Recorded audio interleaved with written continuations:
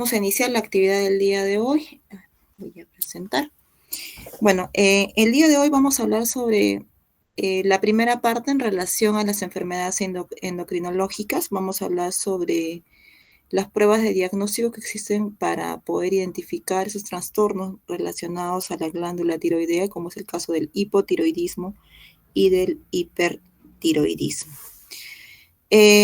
No sin antes mencionarles, ¿no? O hablarles un poco en relación a lo que es la glándula tiroidea y la importancia que tiene esta glándula tiroidea en relación a la fabricación de estas hormonas, ¿no? Que son importantes dentro de las funciones que puede llevar nuestro organismo, como es el caso de la T4, también conocido como tiroxina, y la T3, conocido también como triiodotironina, ¿no? También llamada T3. Estas, ¿no? Son las hormonas, componentes únicos en realidad dentro de lo que es la fisiología de los vertebrados que van a contener yodo. Tanto así, ¿no? Que para poder formarse se requiere una cantidad mínima que va a ser administrada, sino necesaria, que el organismo, ¿no? Requiere, que debe de consumirse aproximadamente entre 80 a 200 microgramos diarios, y que de este porcentaje que se consume, ¿no? Tras la absorción a nivel intestinal, ¿no? Un cierto porcentaje va a llegar a lo que es la glándula tiroidea, y posteriormente, ¿no? Va con la acción de la tiroperoxidasa, va a producirse pues estas dos hormonas, que es la T4 y la T3, ¿no? ¿Dónde se encuentra, ¿no? Esta glándula que es la responsable de la formación de estas hormonas? A nivel de lo que es la región anterior del cuello, donde la glándula como tal tiene una unidad estructural, la cual es conocida como el tejido tiroideo, donde se encuentran, ¿no? Los folículos tiroideos, que están constituidos principalmente por tirocitos, y ahí va a haber un líquido, que es el líquido llamado coloide, el cual va a producir, pues, o se va a encontrar ahí la tiroglobulina, una importante glicoproteína que va a estar relacionada con la síntesis de esos tirocitos, y estos tirocitos, en relación con este yodo formado, generado, va a producir estas dos hormonas, ¿no? Y esta imagen pues nos representa lo que yo les estoy mencionando, ¿no? El yodo necesario, que es administrado a través de lo que es la dieta, y tras la absorción, ¿no? De este yodo que va a ser administrado en la dieta, este va a alcanzar la célula folicular tiroidea. El mismo yodo, ¿no? Se aproxima ya a la región terminal de esta célula folicular tiroidea para ir a la zona coloidal, donde tenemos a la tiroglobulina, ¿no? Esta glicoproteína, que en ella, ¿no? Va a estar los tirocitos, y sobre estos tirocitos se van a agregar este yodo, ¿no? Absorbido, pero no yodo como tal, sino el yodo oxidado, ¿no? Por acción de la tiroperoxidasa, ¿no? Donde la tiroperoxidasa, por ende, cumple un rol muy importante en la formación de estas dos hormonas, como es la T4 y la T3. Una vez formado, ¿no? Estas hormonas, por un proceso de endocitosis, la tiroglobulina va a alcanzar la célula folicular tiroidea. Ahí se va a unir junto a la lisosima. Posteriormente, tras unión, va a permitir la liberación de estas hormonas, ¿no? Tanto monoyodos, el T3, el T4, los diyodos, donde tanto T3 como T4, posterior a su liberación, van a pasar a la circulación periférica, y en el caso, ¿no? de monoyodos y diyodos, van a volver a desestructurarse de tal manera que el yodo que está presente en estos sean reutilizados nuevamente.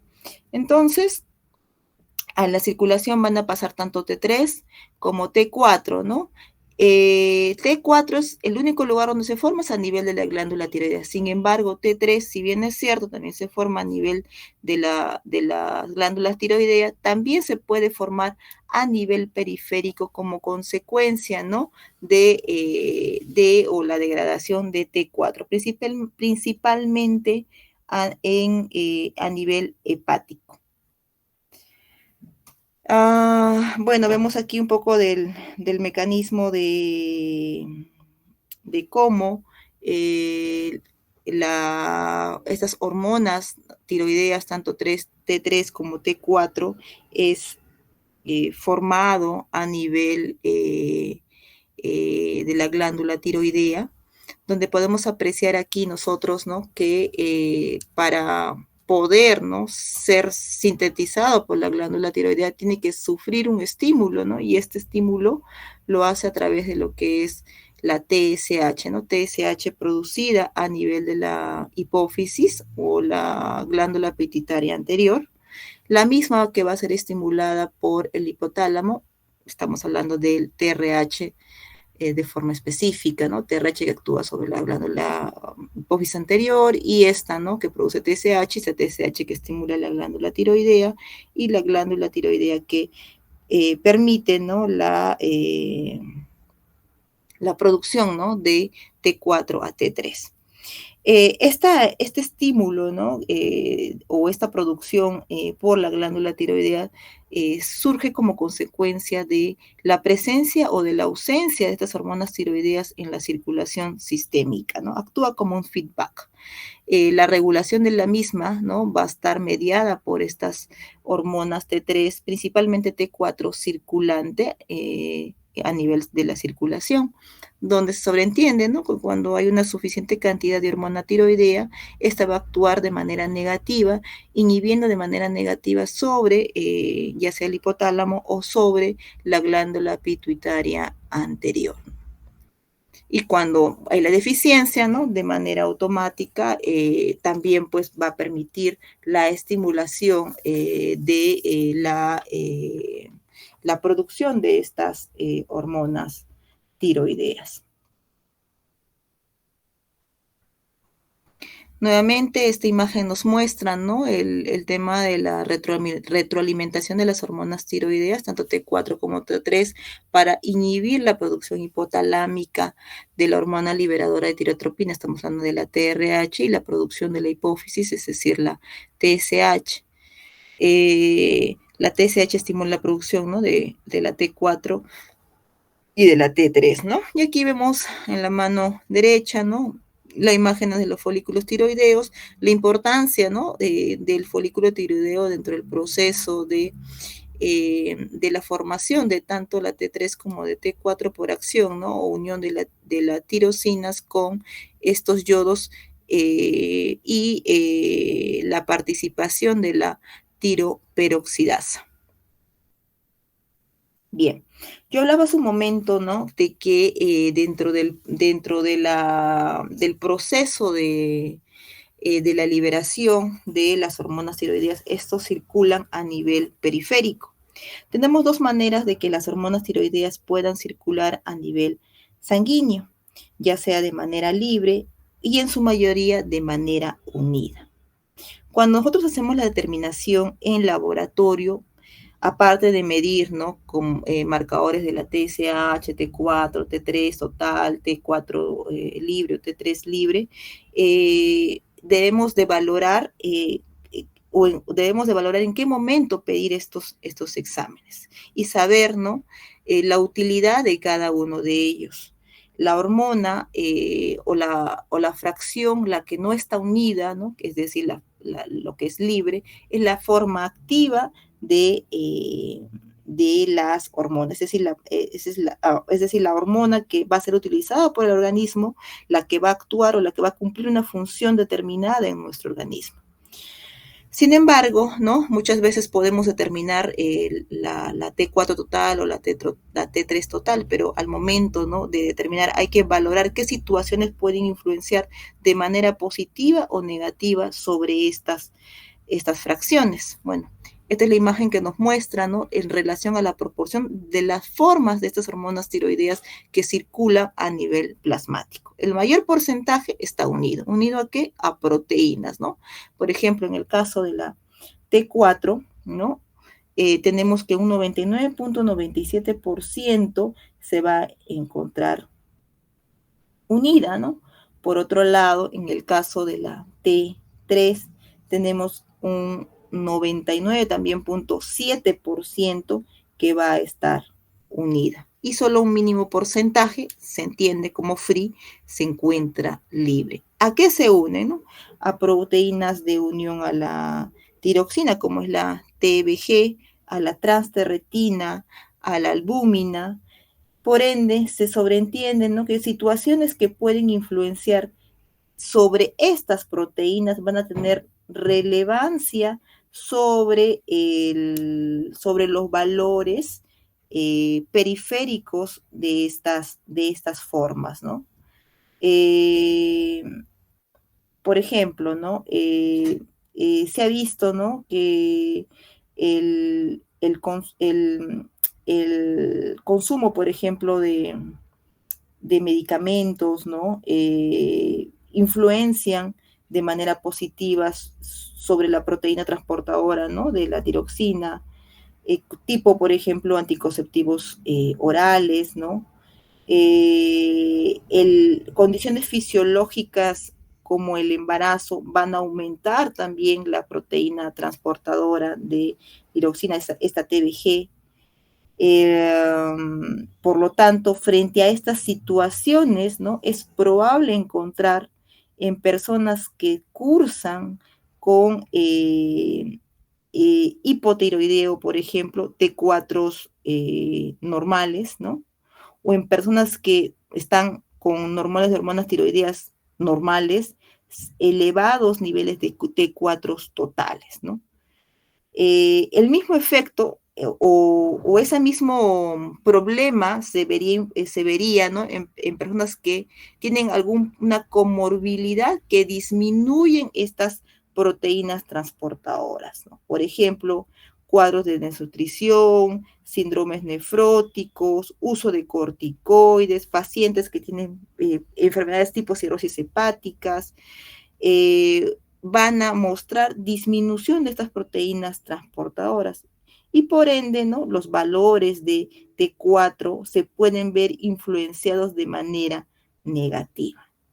Y es por ello, ¿no?, que se prefiere la medición de la fracción libre, es decir, T4 libre, T3 libre, para valorar, ¿no?, si realmente estos valores de T4 que estoy encontrando elevados o bajos están en correlación o no con el cuadro clínico del paciente. Entonces, preferimos medir la forma activa, la forma de T4 libre o T3 libre.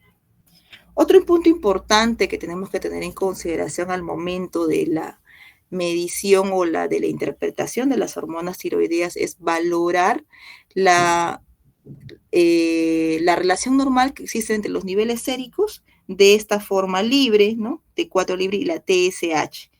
¿Por qué? Porque la relación usualmente o existe una relación entre ambas en el momento de hacer la interpretación, ¿no?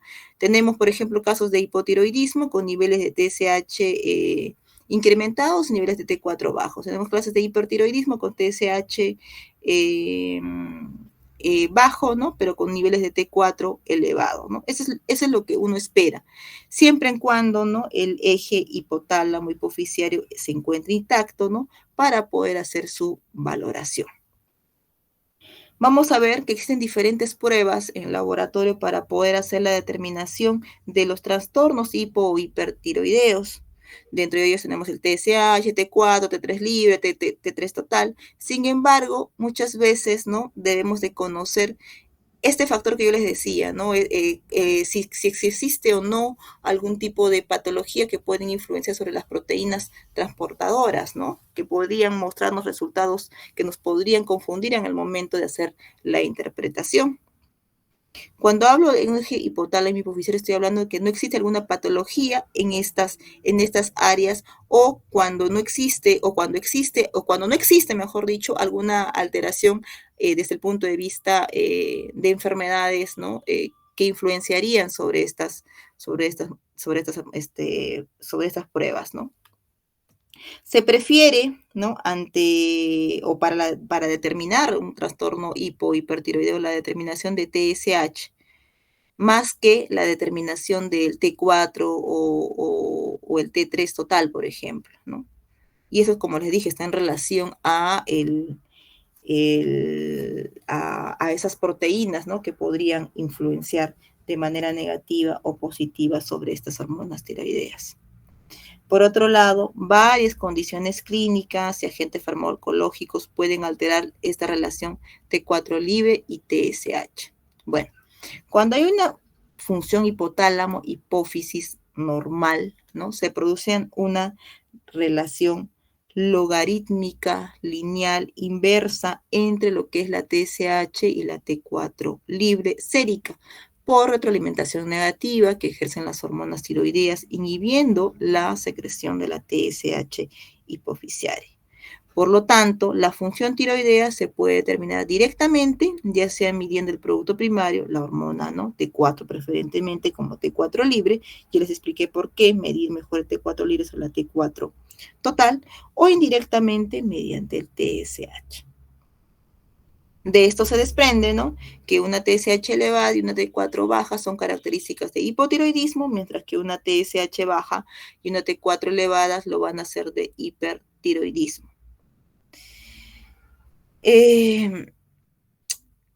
Antiguamente, ¿no? O antes, ¿no? De que existiese pruebas de laboratorio con una sensibilidad, ¿no? Y especificidad en relación a la TSH,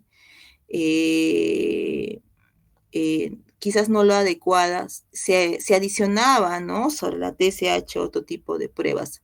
A la fecha, ¿no? Se acepta solo la determinación de TSH, ¿no? Para valorar esos trastornos en un paciente ambulatorio, en un paciente con un eje hipotálamo hipofisario de manera correcta, para poder detectar una disfunción tiroidea, y no las otras pruebas dejarlo pues para alguna consideración o alguna situación especial.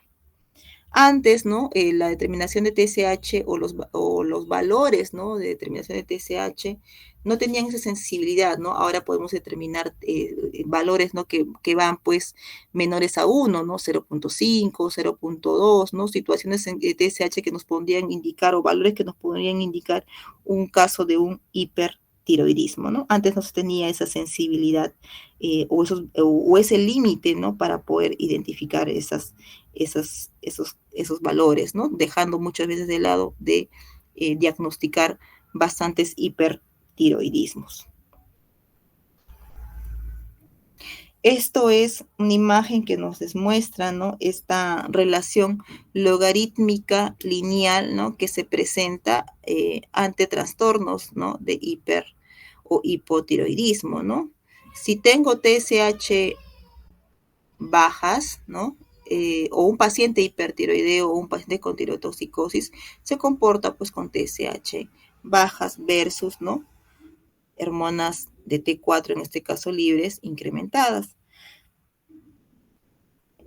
A diferencia, ¿no? De pacientes con hipotiroidismo, ¿no? Donde tengo TSH incrementadas con niveles de hormonas tiroideas a nivel circulatorio, en este caso T4 libre, bajas, ¿no? Esto es lo que se espera normalmente. Hace un momento les indicaba que existen diversos tipos de pruebas en laboratorio para poder hacer su determinación, ¿no? A las cuales nosotros conocemos como perfil tiroideo, ¿no? Pruebas que van desde la T4 libre, T3 total, T4 total, T3 libre y la TSH, ¿no? Y otras pruebas adicionales cuando ya se tiene, ¿no? El cuadro clínico, ¿no? Si es que nos encontramos frente a un o hipertiroidismo, como son los anticuerpos antitiroideos, la tiroglobulina, ¿no? La tiroperoxidasa, por ejemplo, que podríamos hacer su determinación. ¿Qué muestra utilizamos, ¿no? Usualmente dentro de lo que es el perfil tiroideo? Suero, ¿no? Estamos hablando de recolección de muestra en tubos sin anticoagulantes, cuyo volumen varía, ¿no? Suficiente 1 ml de suero para una persona adulta o 0,5 mililitros de suero para los que son pediátricos. Diversos tipos de métodos se pueden hacer en estas, o realizar, ¿no? Se pueden utilizar para medir estas hormonas tiroideas, ¿no? Radioinmunoanálisis, quimioinmunodeficiencia, ELISA, ¿no? Todos son ensayos inmunoenzimáticos. Se preguntarán, ¿requieren de ayuno? Sí, ¿no? Aproximadamente de 8 a 10 horas. ¿El por qué el ayuno? Porque se ha visto, ¿no? Que componentes como los lípidos, por ejemplo, pueden mostrar influencia sobre los resultados, ¿no? O sobre estas hormonas tiroideas.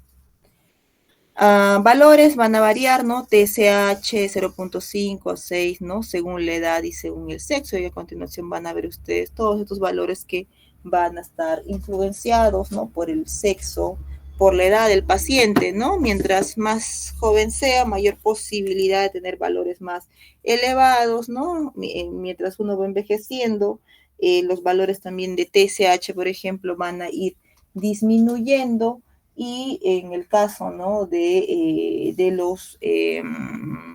los niños también, ¿no? Mientras más, como les decía, mientras más joven uno tiene niveles elevados de estas hormonas tiroideas. Hay que tener ciertas consideraciones en cuanto a la preanalítica. Por ejemplo, si ya tienes un paciente que es diagnosticado con hipotiroidismo y que como parte de su tratamiento está tomando levotiroxina, en estos casos sí es imprescindible el ayuno. Por lo menos hay que esperar 8 horas para la medida, ¿no?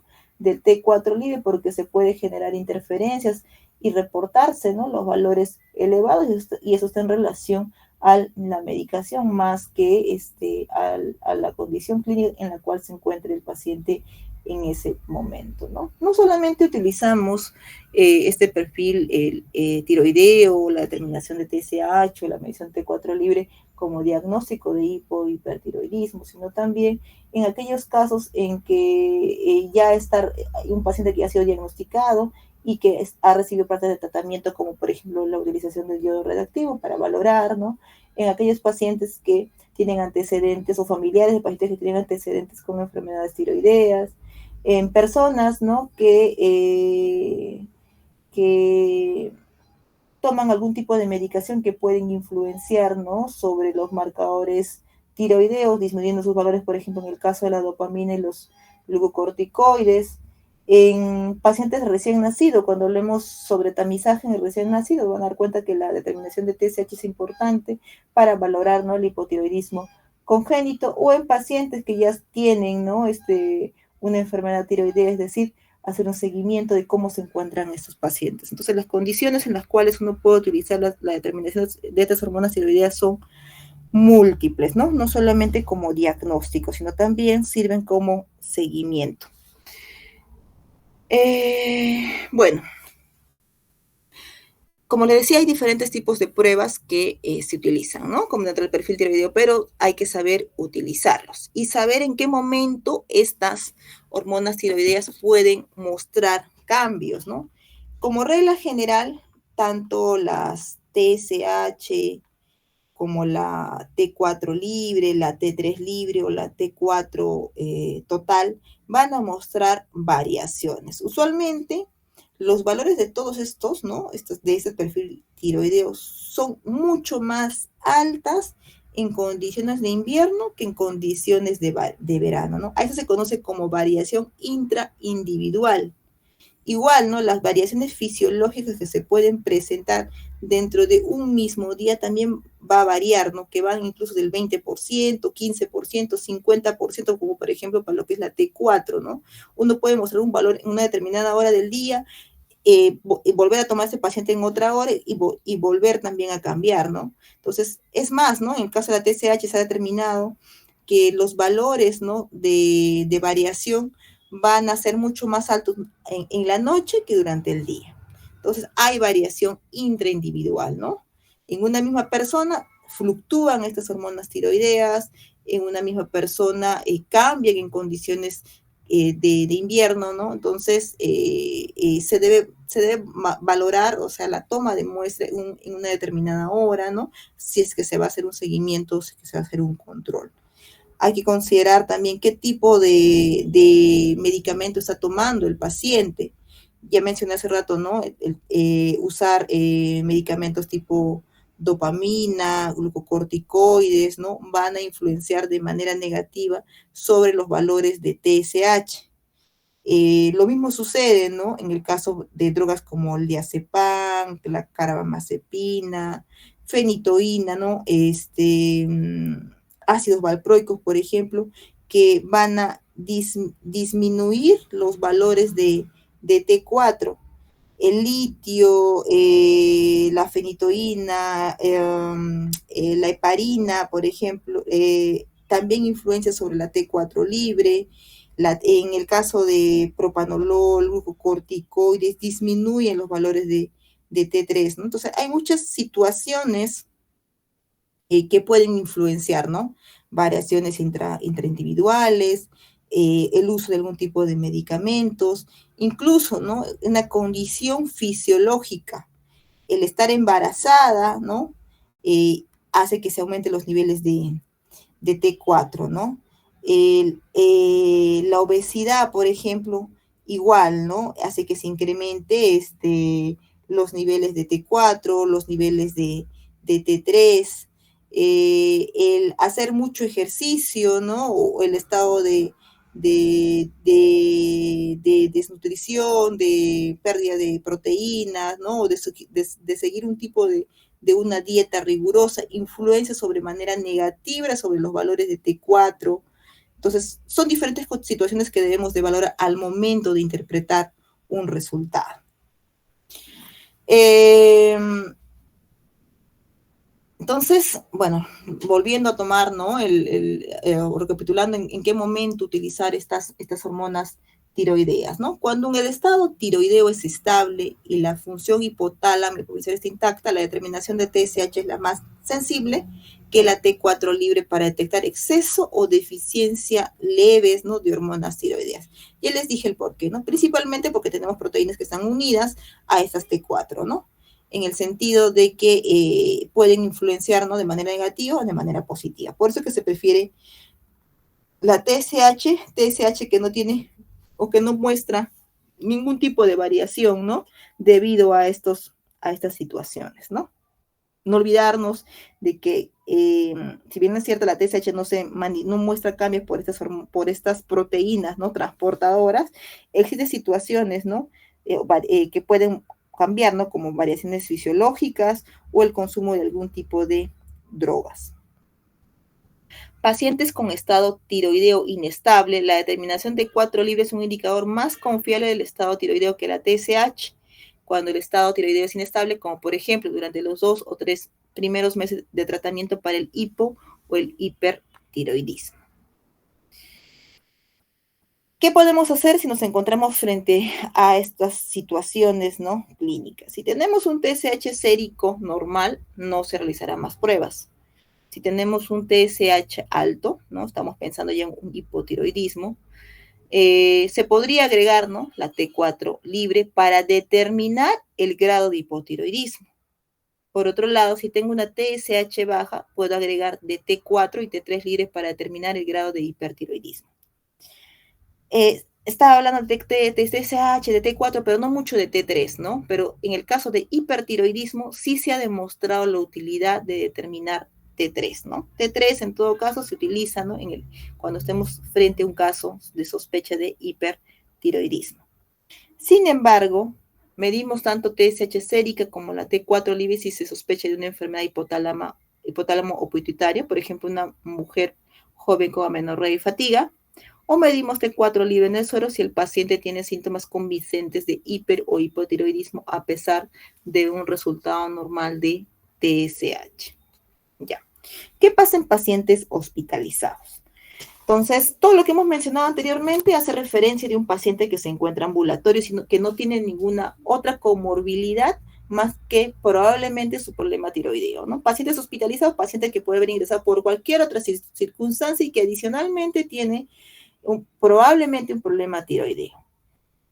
Se menciona que es un problema y no se recomienda la determinación, ¿no? O la utilización de pruebas tiroideas a menos que se sospeche fuertemente enfermedad tiroidea, ya que las enfermedades no tiroideas graves se producen cambios en las hormonas tiroideas, en las proteínas de unión y las concentraciones de TSH. En un paciente no hospitalizado, ¿no? Por alguna comorbilidad, podemos encontrar pues niveles de esas proteínas, ¿no? Tipo albúmina, por ejemplo, que van a bajar, ¿no? Y por lo tanto se va a ver alteradas las hormonas de T4, por ejemplo, T3, o altas concentraciones de ácidos grasos libres que desplazan las hormonas tiroideas de las proteínas de unión. El paciente puede estar recibiendo medicamentos, ¿no? Mientras está hospitalizado, ¿no? Que pueden afectar la función tiroidea. Por lo tanto, se sugiere que tanto la TSH sérica como la T4 libre o T4 total son necesarias para evaluar la función tiroidea en pacientes hospitalizados, ¿no? Vemos aquí un listado de todas aquellas drogas o cambios, ¿no? O condiciones que podrían, ¿no? Influenciar o causar, ¿no?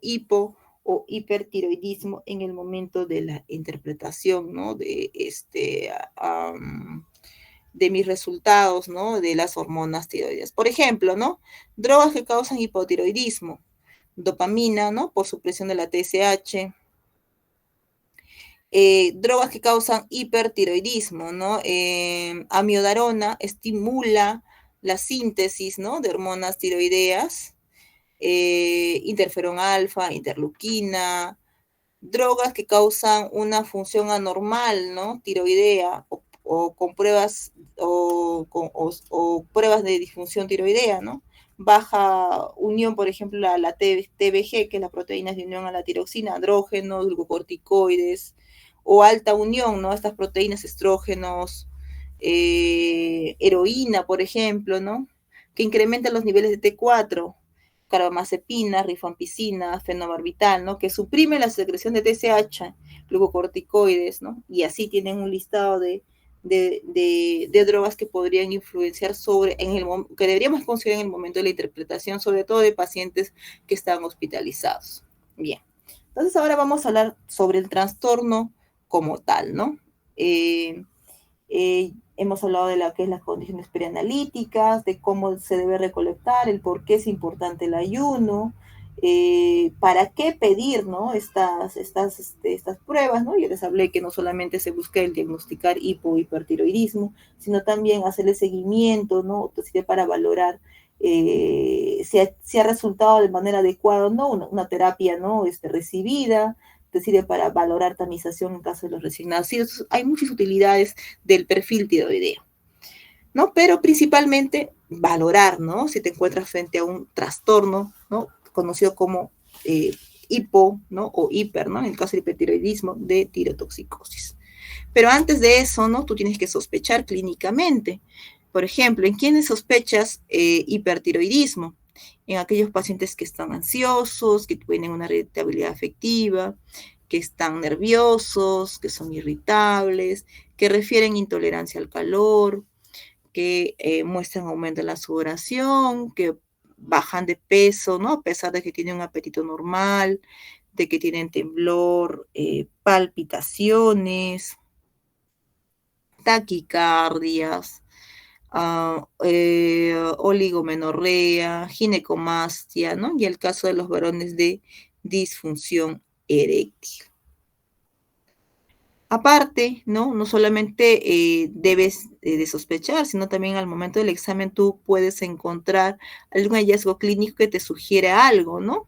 Un nódulo palpable, ¿no? A nivel tiroideo, adenoma tiroideo autónomo, tiroides dolorosa insensible, tiroides subaguda, ausencia de volumen, probablemente un hipertiroidismo exógeno.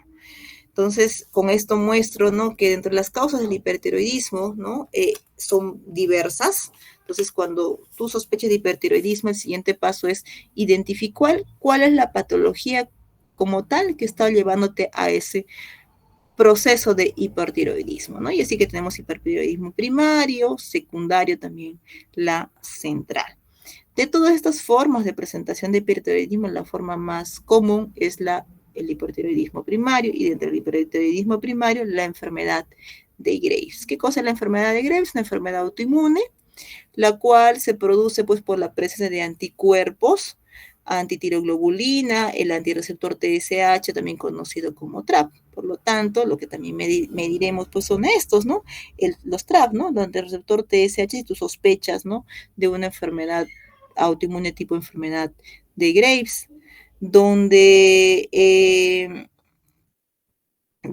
estos TRAF no solamente se sirve para hacer el diagnóstico, sino ya en pacientes que tienen el Graves, la enfermedad de Graves, y que han recibido un tratamiento, ¿no? De yodo radioactivo efectivo, es decir, que, o sea, te sirve para poder tú controlar si el tratamiento ha sido adecuado o no, o en mujeres embarazadas, ¿no? Tú debes medir estos anticuerpos contra el receptor, ¿no? De TSH, los TRAPS, con la finalidad de poder valorar si es que tú encuentras a estos anticuerpos circulantes la posibilidad de que su recién nacido curse con hipertiroidismo neonatal, ya que los TRAP atraviesan la barrera placentaria.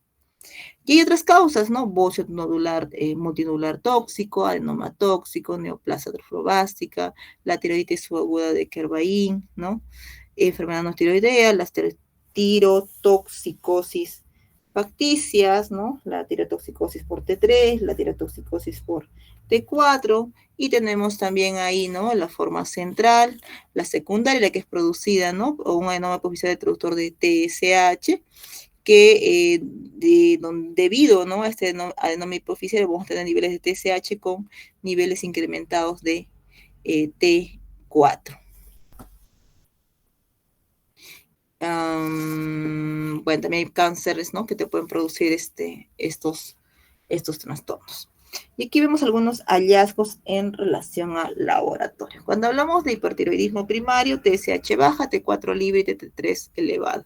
Cuando hablamos de hipertiroidismo subclínico, hablamos de TSH baja, T4 y T3 libre normal, ¿ya? Otros análisis que puedes solicitar o que pueden mostrar cambios en el momento del análisis de laboratorio son el colesterol y el LDL, que van a estar bajos, el HDL incrementado, vamos a encontrar una anemia normocítica,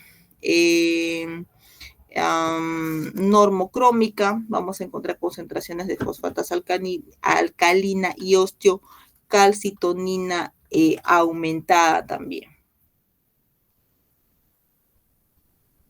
Ya.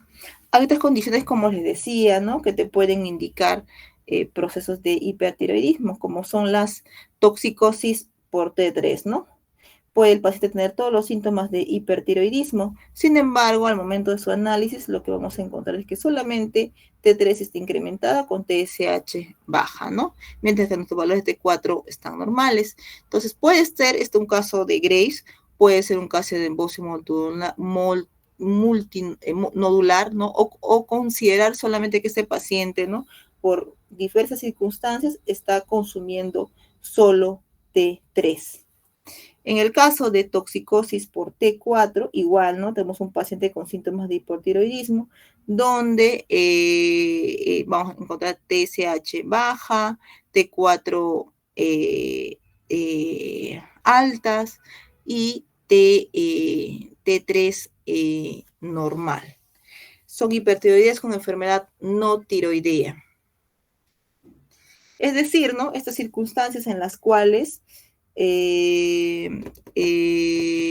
existen condiciones externas, ¿no? Que hacen que se produzcan estas hormonas tiroideas, pero que no tienen un trastorno como tal, ¿no? De una enfermedad, ¿no? Son secundarios, ¿no? Los niveles elevados de estas hormonas a otra enfermedad, ¿no? O puede ser secundario a algún tipo de medicamento, como por ejemplo la miodarona o el consumo exógeno de T4. Tenemos también el hipertiroidismo inducido por TSH, que es poco frecuente, donde la causa puede ser un adenoma, ¿no? Secretor de TSH a nivel de la hipófisis o resistencia parcial a T4 y T3 en la secreción de TSH. ¿Qué encontramos aquí? TSH alto o normal con T4 libre altos y T3 altos. Bueno, les decía que tenemos múltiples causas, ¿no? De enfermedades, ¿no? Ya sean eh, primarias, secundarias, ¿no? O terciarias, o también conocidas como centrales, que te pueden llevar a ocasionar hipertiroidismo, ¿no? Y lo que tenemos que hacer luego de dosar las hormonas es buscar la etiología, ¿no? Muchas veces el diagnóstico suele ser fácil, ¿no?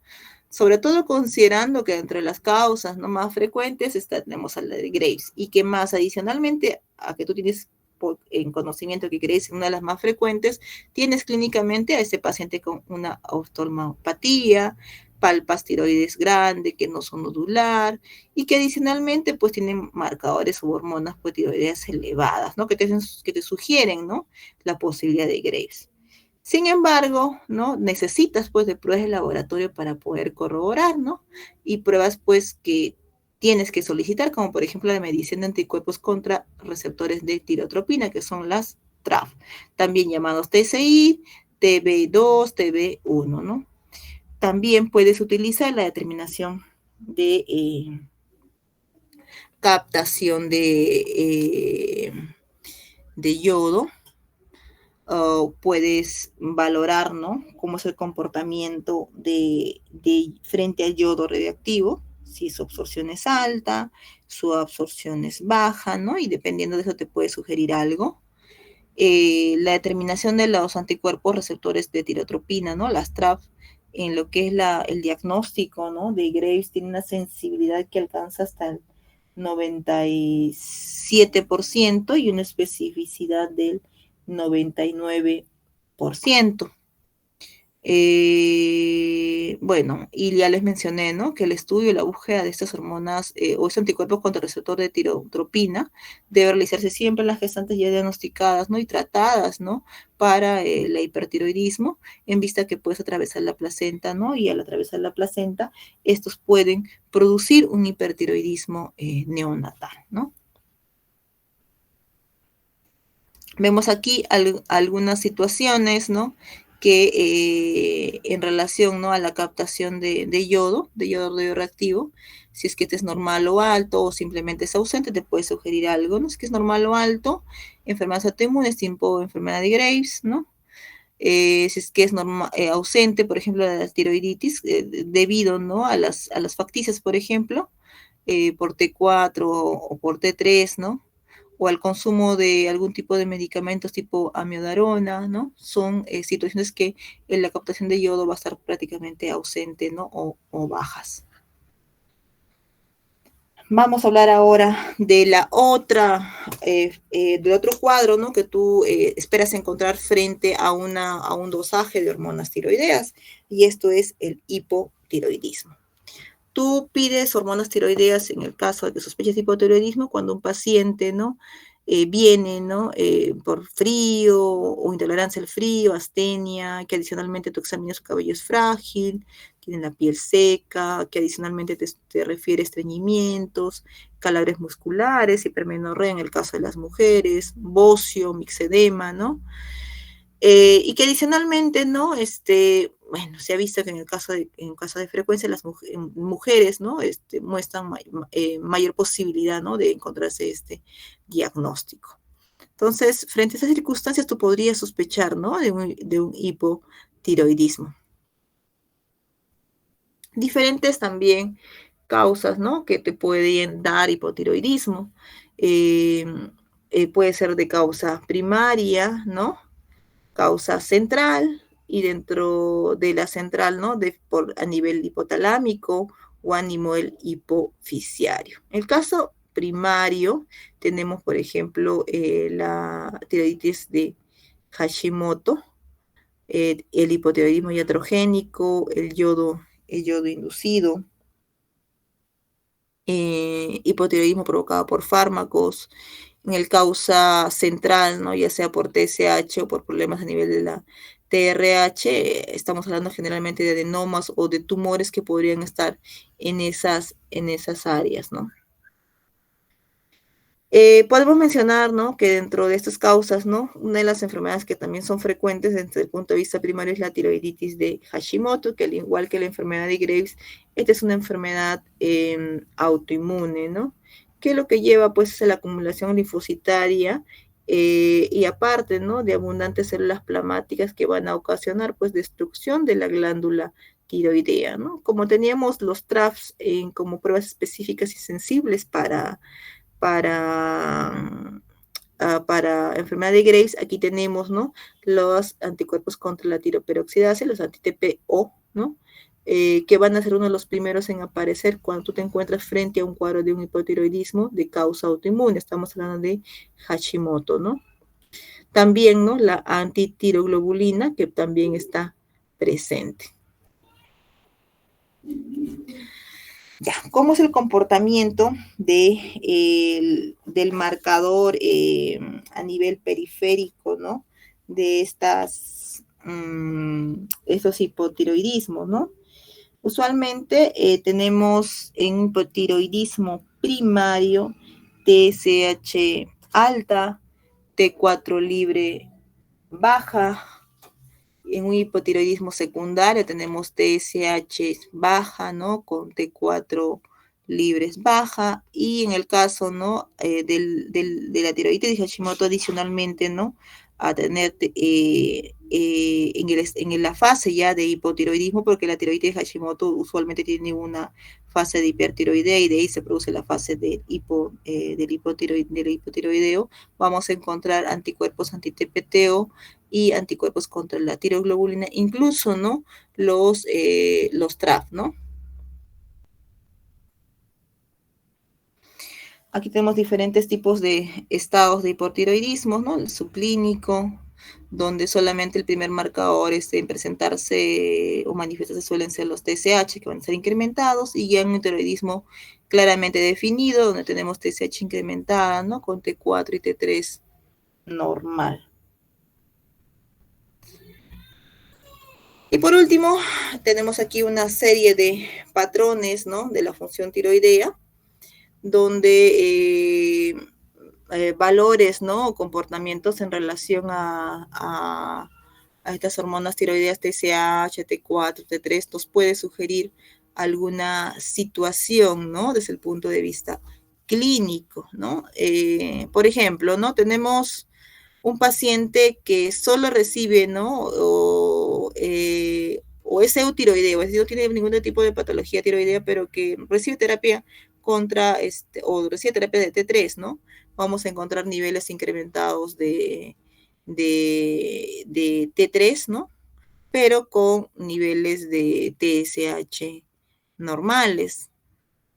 A diferencia, ¿no? De encontrar un paciente hipertiroideo donde los niveles de T3, ¿no? Van a estar incrementados junto con los de T4 también, pero mis niveles de TSH van a estar bajos.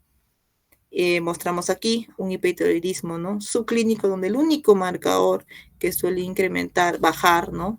Suele ser el TSH, mientras que los marcadores de hormonas, ¿no? A nivel circulatorio van a encontrarse normales. Alteración, ¿no? O de la función hipotálamo o hipófisis, hipotiroidismo mediado por TSH, donde encontraremos niveles de TSH incrementados o normales. Sin embargo, los niveles de T4 y T3 van a estar altos. En hipotiroidismo central, podemos tener niveles bajos de TSH con T4 y T3 por debajo de los valores normales o encontrarse en valores normales. Y aquí una serie de causas de discordancias, ¿no? Que pueden existir, ¿no? Cuando encontramos TSH y T4, ¿no? Con algún tipo de alteración, las cuales pueden estar relacionadas a alguna enfermedad, ¿no? Que no necesariamente pueden ser de índole tiroidea, ¿no? Ya mencioné una serie de enfermedades, incluso, ¿no? Condiciones de medicamentos que puede recibir un paciente hospitalizado que podrían tener influencia principalmente sobre las hormonas, ¿no? Circulantes, más que sobre la misma TSH. Y ya, chicos, no sé si hasta ahí tienen alguna consulta.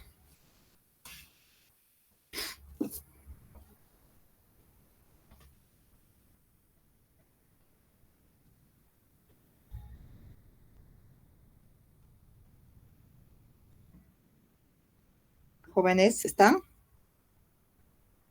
Sí, doctora, al parecer no hay consultas.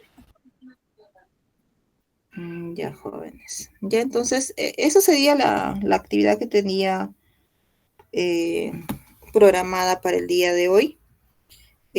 Bueno, no olvidarse siempre en cuanto en relación a este tema, ¿no? La preanalítica es muy importante, ¿no? La condición clínica del paciente, qué tipo de medicamentos está recibiendo, qué enfermedades, ¿no? O comorbilidades tiene en el momento que lo hace la determinación, ¿no? Y valorar cuán importante es la determinación o necesaria la determinación de un perfil tiroideo en una persona que ya está hospitalizada, ¿no? Y sí que pese a ello, yo solicité mi hormona tiroidea o mi perfil tiroideo a un paciente hospitalizado y llegué a una conclusión, de todas maneras, hacer una nueva, ¿no? Una nueva solicitud cuando ya el paciente esté estable, ¿no? Sin la comorbilidad que lo llevó a hospitalizarse, ¿no? Volver a repetir el perfil tiroideo. Todo ello, ¿no? Con la finalidad de poder corroborar mi diagnóstico, ¿no? En vista que existen drogas, medicamentos como tal, ¿no? Condiciones clínicas, ¿no? O el mismo estrés, ¿no? De estar en un ambiente hospitalario te genera cambios en estos marcadores, ¿no? Tiroideos. Entonces es importante. Ya chicos, sí, entonces sin más consultas, daría por concluida la actividad del día de hoy. Entonces ya estaríamos conversando la siguiente semana.